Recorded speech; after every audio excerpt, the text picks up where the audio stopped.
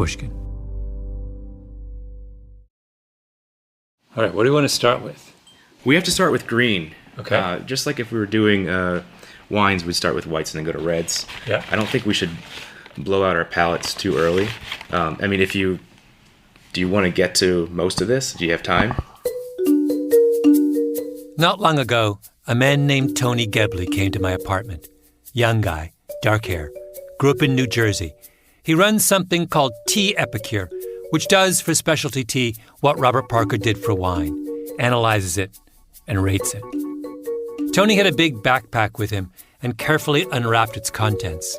A thermometer to make sure we didn't overheat the water, a mini Chinese teapot called a gaiwan, some special Norwegian teacups, and tea, 6 kinds: green, yellow, white, oolong, black, and fermented. Oh, and a 7th kind.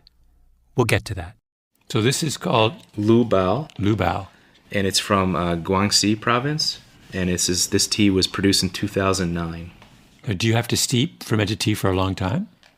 No, typically not. I mean, it instantly colored the water. Right? Look at that. You call that the liquor? The liquor, yes. Yeah. And if somebody put milk and sugar in this tea, you would shoot them. I do not like tea snobs. Like I am against tea snobbery. But I was going to say, but this tea is special. It came from this famous collector. You're down to your last little bits of it. If I were to walk in and pour a big chunk of half and half in it and two sugar cubes, you would be a little upset. I would say, Malcolm, you're not fully appreciating this tea, but I respect your preferences. Tony inhaled deeply into his teacup, then looked thoughtful. All right, I'll let you both just lift up the lid and sniff that. Ooh. I'm getting a little bit of a spinachy feel from that. Oh, yeah. Almost like a Swiss chard or something. Yeah. Never gotten that from a tea before. We had had a lot of tea by this point. Me, my producer Jacob, Tony. Tony says it's an actual phenomenon called being tea drunk. Jacob and I were definitely tea drunk. Oh, it is interesting. Okay, tell me, Tony. There's like a forest leaves, like a mat on the forest floor of brown leaves. I get that bit of earthiness with there's like a roasted carrot going on in there for me. That's the vegetal note I'm getting from it. Mm-hmm. And then a little bit of like tire fire. That proves you're from Jersey. When you drink some tea and you're reaching to tire fire. Right.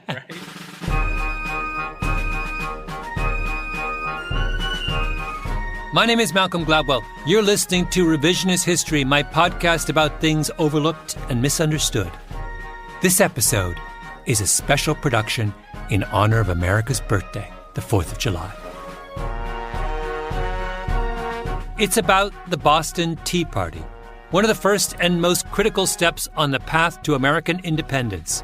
December 16th, 1773, when dozens of Bostonians dressed as Mohawk Indians dumped 342 chests of tea into Boston Harbor. Wait. Hold on. I know what you're thinking. The Boston Tea Party was a protest against British oppression. It was an act of principle. The gang that threw the tea overboard called themselves the Sons of Liberty. No taxation without representation, blah, blah, blah. We'll get to that.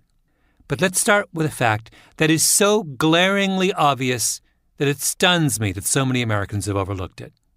It was the Boston Tea Party, not the Molasses Party, not the Pewter Mug Party. The whole thing was about tea. Wait, so we're going to set the scene. Tony, I want you to be ready. It is 1770. We are in Boston. We're on like Newbury Street, or where, I don't know if Newbury was still around then, but we're at the home of Governor Grosvenor. We're having afternoon tea, and he's served up a little Boohee. Boohee, the dominant tea of colonial New England. Shipped in from Fujian province in China from the Wuyi mountain range. Boohee is what the Sons of Liberty dumped overboard on the night of the Boston Tea Party. Tony, I'd like you to tell us, what is that experience for the people in Governor Grosvenor's drawing room at 3 o'clock as they have their boohee? So everyone would be talking about the news of the day and sharing snacks, various sweets and pastries, sweetmeats, preserved fruits, nuts, etc. Yeah. And sipping tea, multiple cups of it. Okay, tell me about boohee. This particular boohee is very heavy on the smoke. I do get an aroma of tea, though, under that smoke now that it's been steeped. I think I needed that water to hit it that I wasn't getting in the dry leaf. After steeping it for that long, and I put a lot of leaf in there. You saw how much I put in this vessel. It's about half full.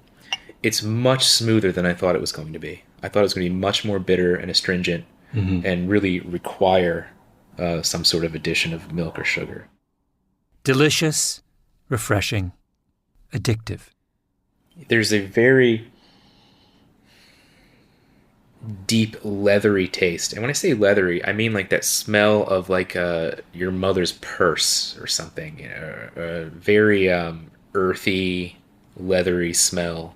Like dirty, almost. So if you were drinking this, Tony, in 1760, you're putting milk in it? Yeah. Are you putting sugar in it? Because they're loading it up with sugar, aren't they? Back in that time I would, yes. If I was Colonial Tony, absolutely. Colonial Tony drinks this with sugar? I don't know. I somehow think Colonial Tony even then has his standards intact. I'll tell you this about Colonial Tony. He would not have put on war paint in the middle of a December night and dumped 342 chests of boohee into Boston Harbor. If you love tea, if you yearn for that deep, leathery taste fortified by milk and sugar, why would you throw it overboard? Well, exactly. It's for questions like these that we have Revisionist History. You'll remember, I'm sure, the history of the American Revolution that you were taught in high school. The British were spending a lot of money in North America. They had a big army defending their colonies against Native Americans and the French. They wanted the colonists to help with at least some of that burden, so they imposed a series of tariffs and duties over the course of the 1760s and early 1770s. The Stamp Act, the Navigation Act, and so on. But the colonists object. No taxation without representation. They start a boycott of all imported British products, principally tea, because tea is big business in the 1760s. The colonists are drinking extraordinary amounts of it. Oolong, souchong, lots of green tea, and of course, boohee, that deep, leathery taste. They're addicted to it. In Boston, the boycott is led by some of the town's most prominent businessmen. And a few years ago, a historian named John Tyler wonders, who are these merchants leading the fight against British tea? What is the nature of their business? So he goes to the Boston Athenaeum on Beacon Street, one of the oldest independent libraries in the United States. Ornate high ceilings, enormous leaded windows, founded in 1807, full of all sorts of treasures. And Tyler starts digging through old insurance records in the Athenaeum archives. I mean, is this a vast set of boxes? I mean, what are we talking about here? We're talking about hundreds of policies that were written during that period by a man named Ezekiel Price. Tyler is an elegant man, cultivated patrician. Just retired after 36 years teaching history at Groton, one of the exclusive private boarding schools of New England. His theory is that insurance records are a pretty good way of finding out what someone's business really is, what they're buying, selling, where they're sourcing their goods. Because you may lie to the government or your competitors, but you have no reason to lie to your insurer about what you're up to. So when you go in these insurance records, first of all, does this mean you're the first historian to have gone through the insurance records? Yes, probably, yes. As Tyler works his way through Ezekiel Price's policies, he notices something unusual. At the time, if you were a colony of the British Crown, you had to import all of your products through England on English ships. But in Price's records, it showed that a lot of the cargo coming into Boston hadn't stopped in England at all. Other times, the customs records would say one thing: this ship has all the right clearances. But the insurance records on the same ship would say something completely different. And sometimes the premiums were really high, way too high for what should have been routine voyages. The patriots of Boston, Tyler realizes, are smugglers, tea smugglers. Historians had always suspected as much because there was a lot of smuggling in those days. But Tyler shows that it's everywhere, everyone. Some of the biggest names in Boston. John Hancock is in the middle of it. They're shipping in tea from China via Amsterdam and then on to America through some circuitous route. You could touch at some remote port in the British Isles. Oftentimes when they're coming from Amsterdam, they go to the Orkney Islands. They allege that they have declared their cargo there, and so therefore it's now legal. They've found some obliging customs officer in the Orkneys who's willing to stamp it as okay. In a trove of old documents at Harvard Business School, Tyler stumbled across another gold mine. A list made up by a big colonial-era shipping company of every bribe and ruse they used to get tea into Massachusetts. In that case, they landed the cargo in Plymouth, just down the coast from Boston. Thomas Hutchinson, the governor of Massachusetts, was powerless to stop it.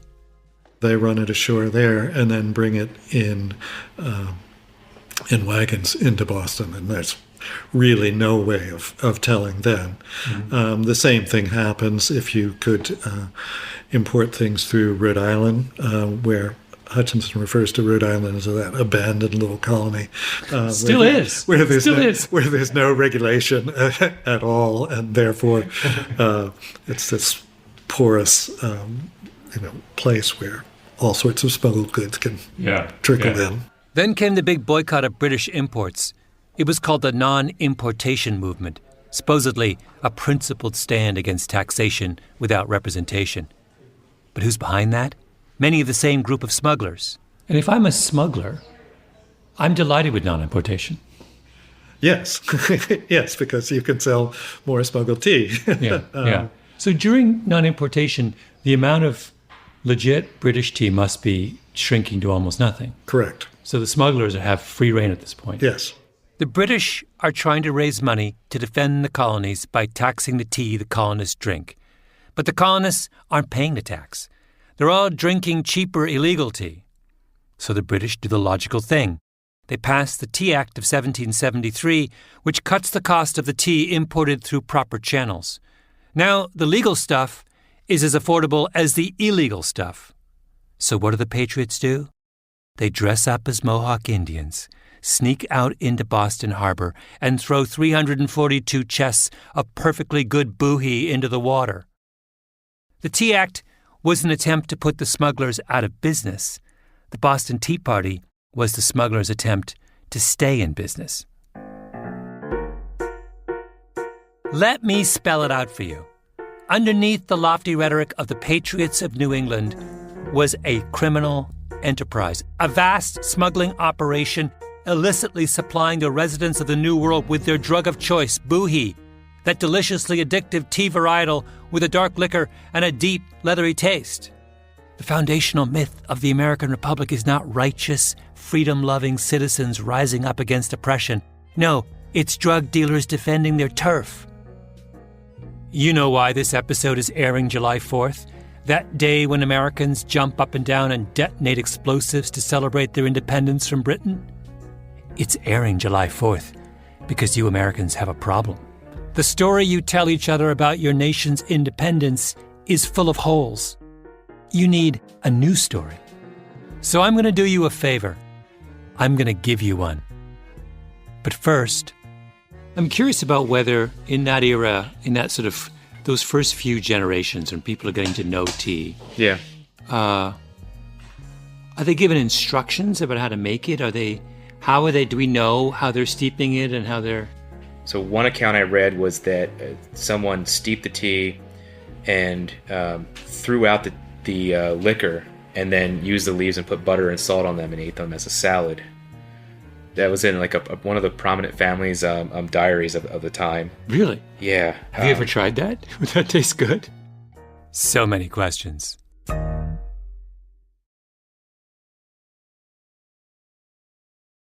All right.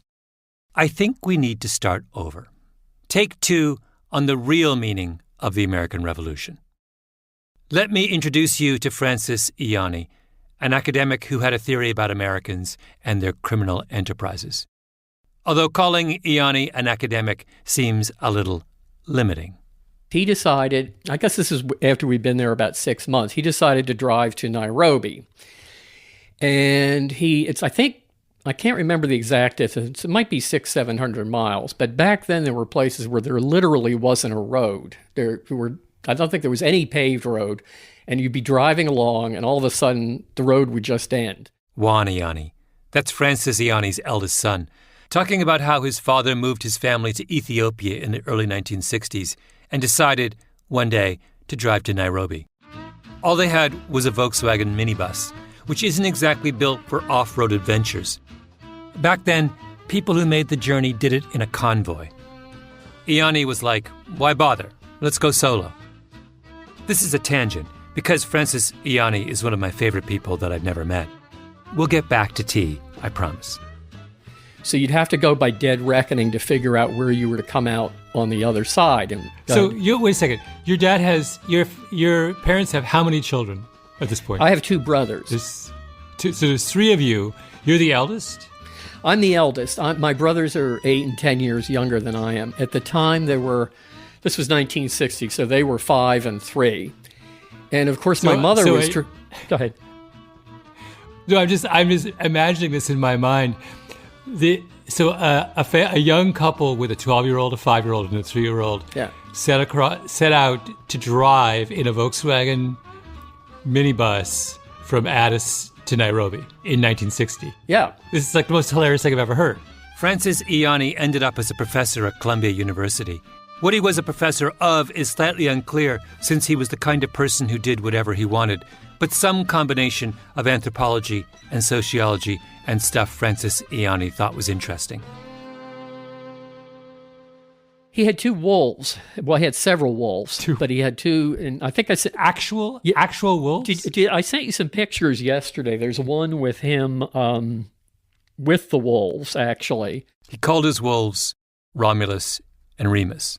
In his apartment in New York, he had a monkey, a pet ocelot, a baby alligator, and it used to be a huge point of contention between my parents because he would just bring these animals home. Anyway, one day in 1964, Ianni is in Washington, D.C. He's working for the Department of Education at that point, doing Francis Ianni kinds of things. And he runs into a man in a congressional waiting room who he would later call Uncle Phil. Philip Alcamo, a very wealthy, sophisticated man in his 60s. They start chatting. Uncle Phil tells Ianni that he's a lobbyist, representing a group of Italian businessmen out of New York. Uncle Phil and Ianni become friends. They start spending time together. Uncle Phil introduces him to some of his clients, and Ianni realizes, the group of Italian businessmen out of New York that Uncle Phil is talking about is actually one of the big mafia families. Ianni is the man who drove his family from Ethiopia to Nairobi on a whim and who later kept wolves, ocelots, and alligators in his apartment. 10 guesses what he did next. He said to Uncle Phil, "Can I meet your mafia clients? In fact, do you think they'd mind if I studied them? Like join the family for a few years?" And because Francis Ianni is Francis Ianni, Uncle Phil says, "Sure." He convinces essentially a perfect stranger to let him infiltrate infiltrate, maybe it's too strong a word, a crime family. And I don't know how he did it, but as I say, he could talk his way into or out of anything. And by the way, in the middle of his time hanging out with the mafia, Ianni talked his way onto the New York City Organized Crime Task Force. He became friends with a lot of the police who were working on this stuff. You know, he knew a lot of cops in New York. spent a lot of time with them, and he would manage to talk to both sides and convince both sides he was on their side. Ianni ended up writing a book about his experience called A Family Business. He called the family he was embedded with the Lupolos, a pseudonym. All identifying names in the book were changed. Back in the day, there was a lot of speculation among mafia experts about who the Lupolos really were. After a lot of digging, I'm now convinced that it was the Lucchese's, one of the largest of the 5 major New York crime families. Serious gangsters. They had a lock on the trucking unions, particularly those working Kennedy Airport. Ianni spent a lot of time out on Long Island with the patriarch of the family, a man he called Giuseppe. I'm pretty sure that's his pseudonym for the legendary mob boss Tommy Lucchese, who came to America as a young man in 1911 from Palermo. A Family Business came out in 1972. 1972, by the way, is the same year that the Godfather movie comes out. It's like the high watermark of American mafia fascination. But Ianni's book is nothing like The Godfather. Nobody gets whacked. Nobody goes to jail. Nobody goes to the mattresses. Nobody betrays anyone. It's not a crime book. It's a book about business. By 1970, Ianni calculated that there were 42 fourth-generation members of the family, and only 4 of those 42 were still involved in the family's crime businesses. The rest were all respectable members of the upper middle class. The kids went to fancy colleges. One daughter was married to a judge's son, another to a dentist. One was completing a master's degree in psychology. Another was a member of the English department at a liberal arts college. There were several lawyers, a physician, a stockbroker. Uncle Phil's son was an accountant who lived on an estate in the posh Old Westbury section of Long Island's North Shore. His granddaughter rode horses and was a show jumper. His grandson was an up-and-coming yachtsman. And Uncle Phil himself lived in Manhattan, collected art, and was a regular at the opera. The Lucchese's had gone legit. Now, does that surprise you? The signature line in The Godfather is Michael Corleone saying, "Just when I thought I was out, they pull me back in." He wants to go legit, and he can't. A lot of the mythology around crime says that's the pattern. Crime is addictive. Once you're in the underworld, you lose contact with the real world. You reject its values. But Ianni's point is that the far more typical trajectory is the one he described with the Lucchese's.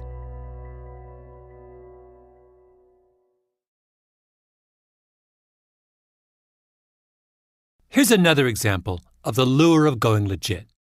Salvatore Sammy the Bull Gravano, notorious mobster, underboss of the Gambino family.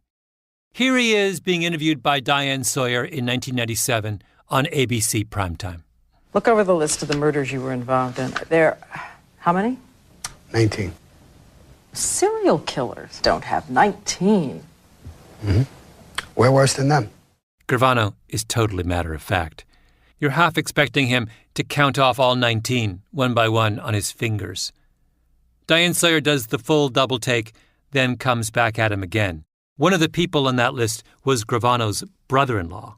How could you face yourself, she asks. How could you face your wife? Did you say, what have I become? What, with that blood on my hands, what am I? I'm a gangster. That's exactly what I am. Gravano's not just a gangster. He's on TV admitting he's a gangster. Gravano had ratted out his boss, John Gotti, in exchange for immunity for his crimes. He went into witness protection. But then he left witness protection and started up a drug trafficking ring with his wife, his daughter Karen, and his son. They grossed $500,000 a week before it all came crashing down. In the middle of this, his daughter Karen meets a man named David Seabrook. It was 96. Okay. I was at the China Club. All right, popular spot. This is Seabrook, remembering the moment in an interview on the New York radio station Hot 97. And we was at the China Club when it was popping, and I seen Karen, Jennifer Graziano, and Drita, and a couple of her friends. Okay. So, Karen was giving me the eye. Jennifer and them was looking at, Jay or whatever. Don't reckless eyeball me, Karen. Right. Seabrook is a convicted felon. Well, My first case, I was 14, attempted murder. So I was back and forth from Rikers Island, juvenile system, New York State Division for Youth. And then I finally went to prison in 87. I was 19. I came home, I was 26. I went back, I was 32. I came home, I was 41. Lord have mercy. Seabrook and Karen Gravano get engaged, have a daughter together named Karina. But before they can get married, David gets sent away on the last of those convictions for a drug-dealing operation with his baby mama's father, Sammy the Bull Gravano. This is a serious crime family. Except they all want to go legit. Karen Gravano got probation on the drug charge and ended up on the VH1 reality show Mob Wives, where Sammy the Bull got to play doting granddad. And, even my father's very honest with the kids. And it's like, don't be like me. Be better than me. Learn from me. My nephew is great in baseball. My father's like, every day, go to, be a gangster in another way. I whacked people, you can whack balls. Sorry. Mob Wives ran for 6 seasons. Karen gave up a thriving career as a drug dealer for reality TV. David Seabrook, meanwhile, got a bachelor's degree in prison and finished a business degree after his sentence, then found a company that would hire him despite 5 felony convictions. Mind you, I started at the bottom. Well, lo and behold, I run the company now. It's 60 employees. I'm the quality manager. So, and we're looking to expand to about 120 employees within the next 6 months. So, in my opinion, that's a success story. In my opinion, considering I think it's a. I don't think where anybody I came would, from. Yeah, I don't think anybody would ever question whether or not you had a success. So, how long were the Gravanos actually a crime family? Well, Sammy the Bull's parents were dressmakers in Bensonhurst, Brooklyn. They were legit. Sammy went bad as a teenager and stayed bad for his whole life. That's one generation. Then came Karen and David, but they were only crooked until they saw middle age approaching. It's 1.5 generations. That's it. It stops there. I don't know if I want to stay on Staten Island. Karen and David's daughter, Karina, wants nothing to do with the crooked life. I have so much bigger dreams and bigger plans that I have to keep my head straight, and I want to break the pattern of my family. Karina was actually briefly on a reality show herself, Made in Staten Island. In the first episode, she takes a call from her grandfather. When you go to college, where are you going to go? You're going to stay in New York? Sammy the Bull's been out of prison on the drug trafficking rap for 2 years. You never know what can happen for me on the East Coast. It could do wonders. You're at an age now that, you got to look at possible mistakes that change your whole future. No, you're right. I know in New York you can get on the wrong track real easy. Mm-hmm. This was the great insight of Francis Ianni's work. Organized crime is not what people do when they have rejected the American dream. It's the opposite. People like the Lucchese's and the Gravanos desperately believed in the American dream, but they felt marginalized, locked out, so they took a temporary detour. There's even a wonderful phrase coined by the sociologist James O'Kane for that temporary detour, the crooked ladder. You climb the crooked ladder until you get high enough to get to the straight part of the ladder. The greatest example of it was I was talking to Sandra Lansky, Meyer Lansky's daughter. This is Nick Pileggi, the mob expert who wrote the book on which the movie Goodfellas was based. Meyer Lansky was a legend in organized crime, and Pileggi asked Meyer Lansky's daughter, Sandra, about her dad's happiest moment. She said, we drove up to West Point to see my brother Paul graduate from West Point. Now, this had to be like the 50s, when Meyer Lansky was about as famous as you can get. I mean, that's the world's worst bad guy. And she said, I looked over and my father was crying. Oh, my God. That his son was graduating from West Point. He was so... This is Meyer Lansky in the middle of West Point with all those guys throwing up their gloves, crying. He was so happy. And so when Paul, the son Paul, came over, everybody hugged and kissed. Meyer, she said, my father reached in his pocket and gave Paul the keys to a brand new Fairlane convertible. And Paul would not take it. Gave him the keys back. It's okay, Pa. He would not take the car because he knew what the car came from. The Lanskys were a one-generation crime family. So what are the Sons of Liberty back in the 1770s? Well, they're criminals. There's no question about that. During the non-importation movement in particular, they get very nasty with anyone who dares to defy them. John Tyler lays it all out. Intimidation, blackmail, violence. When someone defies them, they retaliate with hot tar and feathers. It's interesting that in American history textbooks, tarring and feathering comes out as some sort of cute little thing the patriots do, when it's a really hideous thing to have, hot tar poured all over you and you'd have second or third degree burns as a result. You'd be scarred for life. And then have to have this tar removed from your skin, from your hair, it was a hideous thing to do, to say nothing of these people were terrified of their lives when the mob got a hold of them. Yeah. The mob. That's where the mob came from, the streets of colonial Boston. But if they are mobsters, they are mobsters in the same sense as the Lucchese's and the Gravanos and the Lanskys. Because the minute they can go straight, they do. I mean, what's the signing of the Declaration of Independence? It's a bunch of criminals dressing up in wigs and frock coats and rebranding themselves as the Founding Fathers. Isn't this the real lesson of the great American experiment? That the promise of the American dream is so powerful, so enthralling, that even the most hardened criminals want nothing more than to climb the ladder to respectability. Oh, and by the way, after the birth of the American Republic, what do you think the newly formed Congress and state governments did with imported tea? They taxed it, higher than before, because what looks like oppression when you're climbing the crooked ladder looks totally legitimate once you're on the straight and narrow. Here is my suggestion for July 4th. Enough with the fireworks and the parades. In light of everything we've just heard, that would be a little unseemly. Do they have a big holiday in Miami to celebrate the anniversary of the first cocaine shipment from Colombia? No, they don't. And the whole beer by the barbecue situation? Personally, I would rethink that too. If you're going to be drinking anything this July 4th, it should be tea. Me? I'm thinking of some Lapsang Souchong, which is a super smoky black tea that I love. Or at least I did. Until I talked to Tony Gebley about this, and he said, I'm quoting, "Hopefully I can change that notion of yours." What's your... You have an issue with smoky teas. An issue? I don't know if it's an issue. You gave me that look when I said I like Lapsang, and then... I'll be frank with you. There's a real, bro thing about Lapsang Souchong going on in the specialty tea world right now.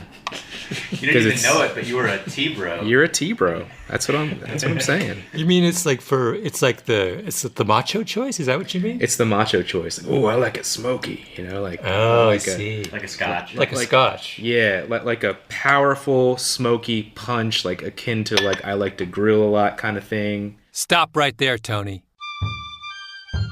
As it happens, I do like to grill a lot. And I'll be grilling some steaks this July 4th, with a steaming cup of Lapsang Souchong in my hand as I toast the drug smugglers, thugs, and mobsters who saw in the promise of these United States a chance to go legit. Happy birthday, America.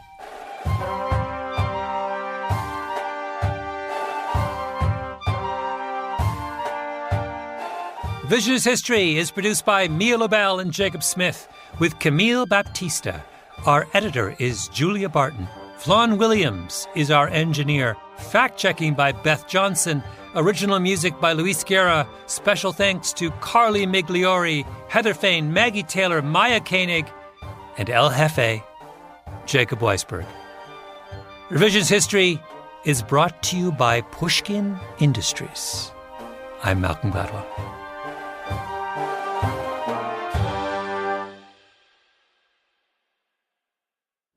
The reason I said Lapsang Souchong is a bit of a bro tea is because I feel like males really took to that style of tea, and when that happened, when the tea producers saw that happening, the level of smoke kept getting more and more extreme to the point where it's just all smoke. It's out of control. But I'm intrigued by the notion that people like me are ruining tea. I'm now feeling a little guilty. You're not ruining tea. I don't want to look like a bad guy. I'm part of the bro over smoking No, you didn't know. It's all right. And I don't know what type of Lapsang Souchong you're drinking. It could be great.